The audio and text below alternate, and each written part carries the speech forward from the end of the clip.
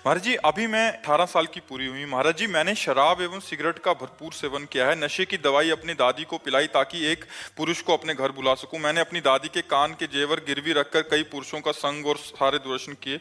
जब ये बात माता पिता को पता लगी तो उन्होंने महाराज जी फोन छीन लिया। महाराज जी, अभी भी मनमाने आचरण कर रही हूँ।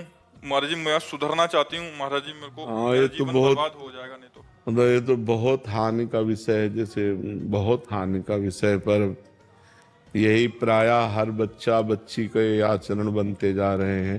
ये जो गर्लफ्रेंड बॉयफ्रेंड एक नशा चला, इसी से सब हमारे महाराज जी, बच्चे स्कूल कॉलेज में प्राय ऐसी स्थिति बनती प्रायः जा रही है सब महाराज जी। सब मतलब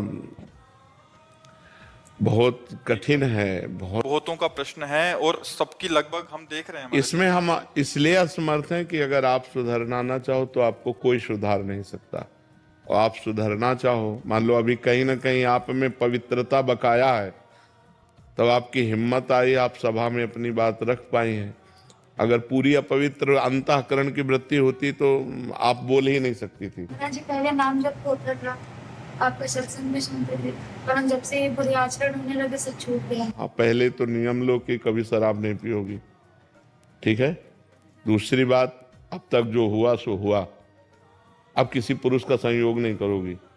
जब तक ब्याह ना कर लो तब तक पुरुष का संयोग, समझ रहे हो? हमारी पहली बात, शराब नहीं पियोगी। सिगरेट भी। शराब सिगरेट जो भी व्यसन है, मतलब जो व्यसन है उनको, मतलब शराब का तात्पर्य है ड्रग्स है, हुक्का है, सिगरेट है, जो भी व्यसन है वो व्यसन नहीं करोगी। हमारी बात मान लेना। और अब पुरुष का संयोग नहीं करोगी जब तक ब्याह न हो जाए किसी भी पुरुष का।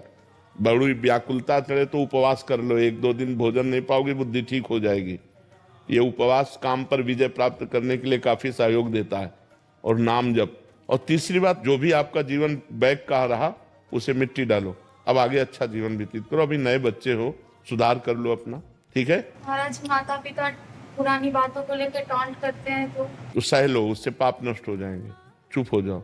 वो जो अंदर जलन होगी ना, उससे पाप नष्ट हो जाएंगे। चुप हो जाओ। आप कोई नया पाप मत करना। महाराज जी, इनकी बहन, इनके माता पिता जी अब स्वीकार नहीं कर रहे इनको, मतलब इनको बेदखल करना चाह रहे, तो ये भी चाह रही थी कि हमें बेदखल करते हमें स्वच्छंदता मिल जाए, तो वो बिल्कुल भी स्थिति में नहीं। और वो इनका दिया का कुछ खाना भी नहीं जा रहे, क्योंकि दादी को दवाई खिलाती थी तो उनके मन में बहुत डर बैठ गया कि इनका दिया कैसे खा ले।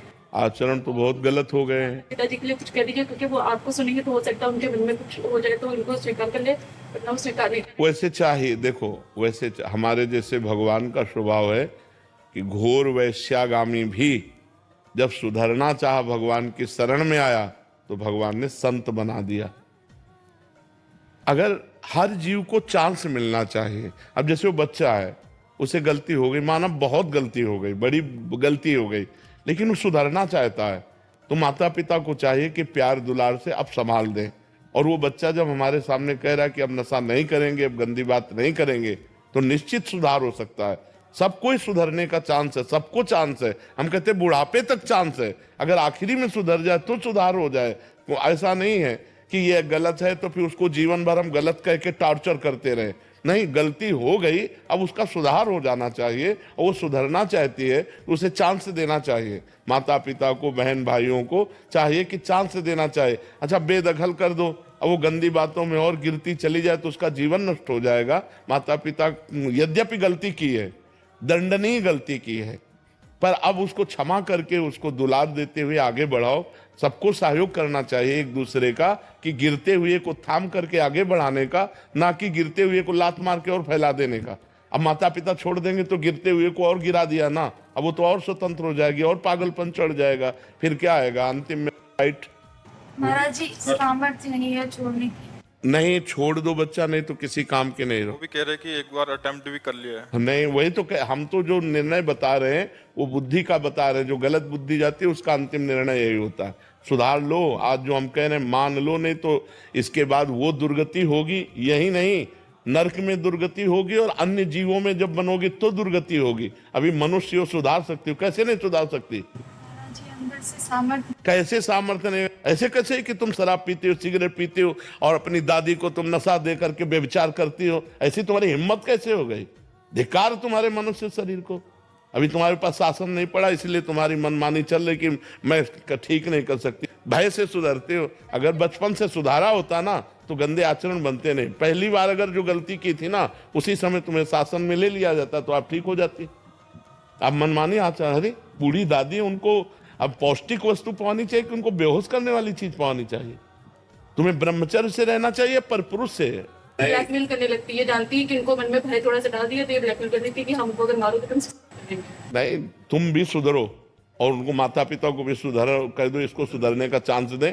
सुसाइड कोई अंतिम निर्णय नहीं है, बहुत दुर्गति होती है सुसाइड के बाद। आप 5 स्टार होटल थोड़ी रखा कि क्या होटल में पहुंच गए, दुर्गति है, प्रेत योनि की प्राप्ति होती, महान दुखदायी होती है। सुसाइड को तो सोचो मत। अपने आचरण देखो, सुसाइड कर सकती हो, शराब नहीं छोड़ सकती, व्यभिचार नहीं छोड़ सकती, गंदे आचरण नहीं, नाम जप करो और सुसाइड की कभी सोचना मत।